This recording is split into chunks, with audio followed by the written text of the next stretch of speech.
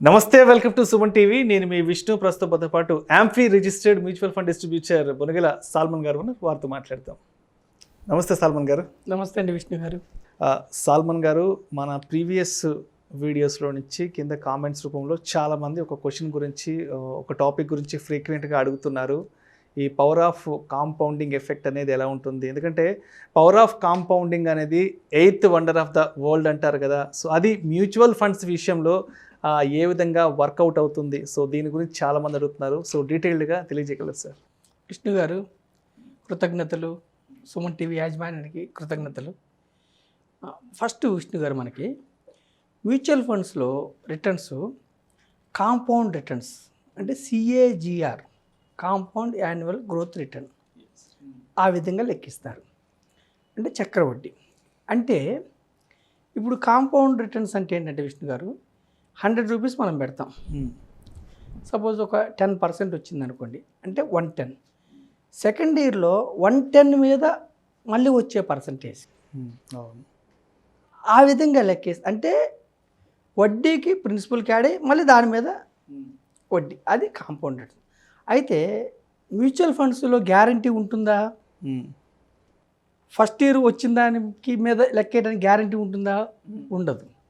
Mutual ఫండ్స్లో are subject to market risk, guarantee ఉండదు. కానీ returns calculation CAGR, compound returns వైజ్గా క్యాల్కులేట్. అంటే 15% రిటర్న్స్ వచ్చినాయి ఒక 10 ఏళ్ళ కంటే, మొదటి సంవత్సరం 15% వస్తే ప్రిన్సిపల్కి యాడ్ అయితే, రెండో సంవత్సరం మళ్ళీ దాని మీద 15% వస్తే, అలా 10 ఏళ్ల పాటు వస్తే 15% వస్తే దాన్ని CAGR అంటాం అన్నమాట. ఆ విధంగా మ్యూచువల్ ఫండ్స్లో మనం క్యాల్కులేట్ చేస్తాం.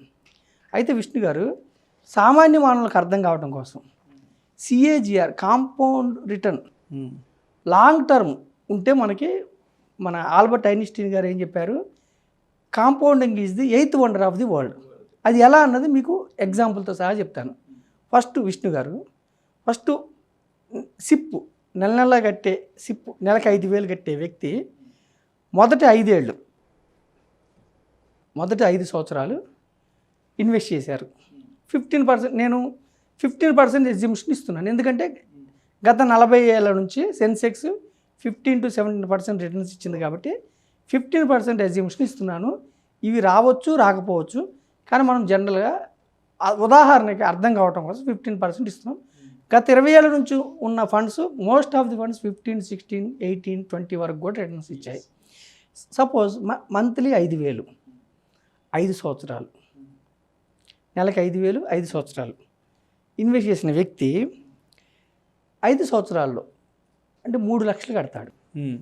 15% వస్తే విష్ణు గారు 4,36,000 వస్తుంది. ఓకే, 15% అయితే 15% మొదటి 5 ఏళ్ళు అంటే ఎంత ఎక్స్ట్రా వచ్చింది?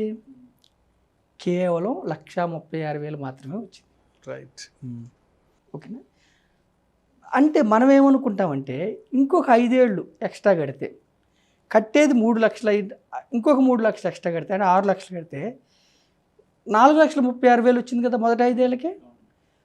నెక్స్ట్ 5 ఏళ్ళకి 4,36,000 వస్తుంది, 9 లక్షలు వస్తుంది సుమారుగా అనుకుంటాం.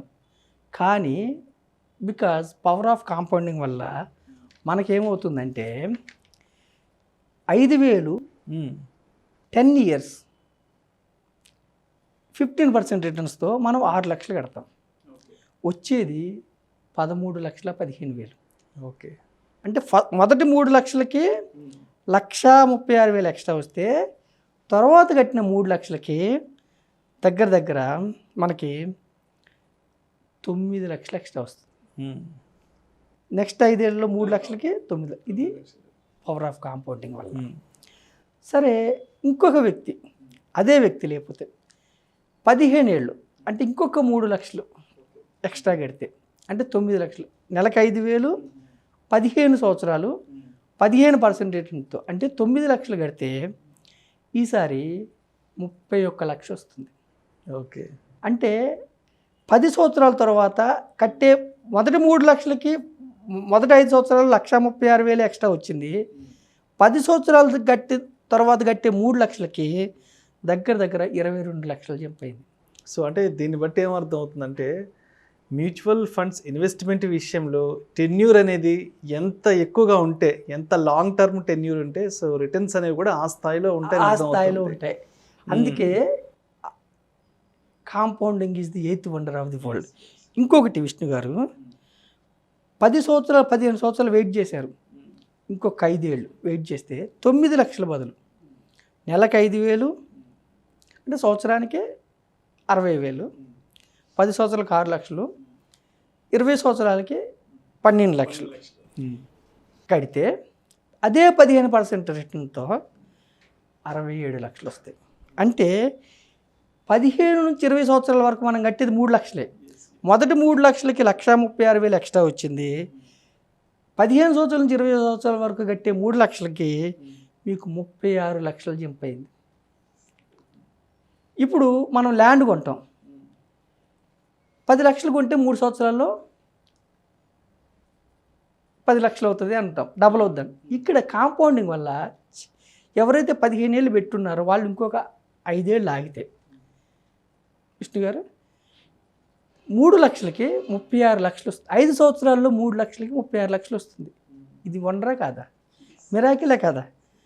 మొదటి 5 సంవత్సరాలు కేవలం 1,36,000, 15% వస్తే కూడా చివరి 5 ఏళ్లలో 36 లక్షలు వస్తుంది.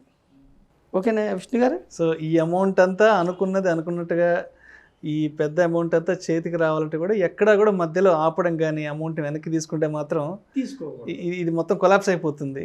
పవర్ ఆఫ్ కాంపౌండింగ్ మిస్ అవుతుంది. చాలా మంది ఇన్వెస్టర్స్ ఏం చేస్తారంటే విష్ణు గారు 10 ఏళ్ళు పెడతారు. నేనేం చెప్పాను, 6 లక్షలు కడతారు, 13 లక్షలు అయింది. అక్కడ మార్కెట్ కరెక్షన్ వచ్చింది అనుకోండి, 13 లక్షలు పోయి 12 లక్షలు అవుతుంది.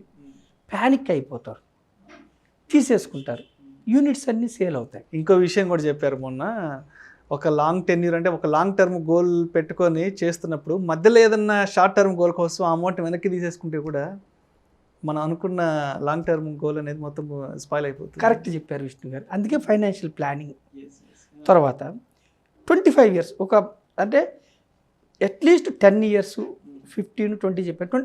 ఒక యూత్ 25 ఇయర్స్ ఏజ్లో జాబ్ వచ్చిన యూత్కి 25 ఇయర్స్ 50 ఏళ్ళ వరకు ఆగుతాడు కదా. అంటే అతనికి 50 వచ్చే వరకు 5,000 మంత్లీ 25 ఇయర్స్ 15%తో అతను కట్టేది 15 లక్షలు. ఇంకొక 3 లక్షలు ఎక్స్ట్రా కడుతున్నాడు. కడితే మీరు నమ్మరు, 20 సంవత్సరాలకి అతను కట్టేది 12 లక్షలు అయితే వచ్చేది 67 లక్షలు. 25 సంవత్సరాలకి అతను కట్టేది 15 లక్షలు, 1,40,00,000. అంటే 70 లక్షలు జంప్ అయింది. ఇది 8th వండర్ ఆఫ్ ది వరల్డే కాదా, మిరాకిలే కాదా? ఇది కాంపౌండింగ్ అనేది 8th వండర్. ఇది నేనేం చెప్తున్నాను, గత చరిత్ర ఆధారంగా మ్యూచువల్ ఫండ్స్ ఎప్పుడు గత చరిత్ర ఆధారంగా ఉంటుంది. మరి భవిష్యత్తులో అలా వస్తుందా చెప్పలేము. కానీ పాస్ట్ టెన్స్లో వచ్చాయా? వచ్చాయి. ఓకేనా విష్ణు గారు? మనకి 20 ఏళ్ళ నుంచి ఉన్న ఫండ్స్ 17, 18, 20% ఫండ్స్ కూడా వచ్చినాయి ఉన్నాయి. ₹1,00,00,000 ఫండ్స్ చాలా ఉన్నాయి. అవి మీకు నెక్స్ట్ వీడియోలో చెప్తాను.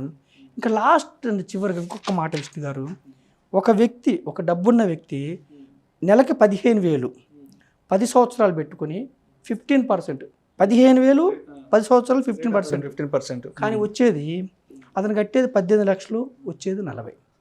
అదే నెలకి 20,000 డబ్బున్న వ్యక్తి బాగా 20,000 కడుతున్నాడు, 10 ఏళ్ళు పెట్టుకున్నాడు, 15%, 24 lakhs కడతాడు, 53 లక్షలు వస్తుంది. నేను సామాన్యమైన మానవుల కోసం చెప్తున్నాను కాబట్టి మనం 15,000-20,000 కట్టొద్దు.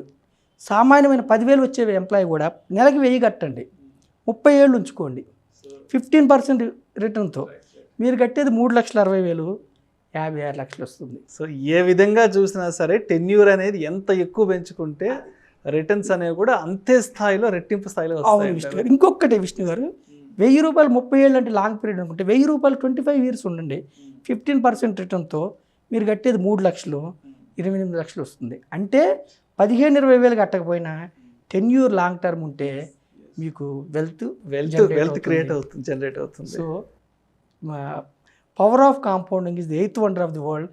మ్యూచువల్ ఫండ్స్లో రిటర్న్స్ కాంపౌండ్ రిటర్న్స్గా లెక్కిస్తారు కాబట్టి stay long term, enjoy the fruits. So పేషెన్స్గా వెయిట్ చేయాలి టెన్యూర్ కోసం. సో సో ఆ లాంగ్ టర్మ్ గోల్ను పెట్టుకొని మధ్యలో షార్ట్ టర్మ్ గోల్కి టెంప్ట్ అయినామంటే మొత్తం కొలాప్స్ అయిపోతుంది. అవును విష్ణు గారు. చాలా నిజంగా చాలా అద్భుతంగా చెప్పారు. చాలామంది ఆడియన్స్ కూడా ఎప్పటి నుంచి అడుగుతున్నారు. సో ఈ సందర్భంగా ఈరోజు పవర్ ఆఫ్ కాంపౌండింగ్ ఎఫెక్ట్ అనేది ఎలా ఉంటుందనేది చాలా డీటెయిల్గా వివరించారు సల్మాన్ గారు. Thank you sir, thank you so much. Thank you Vishnu గారు.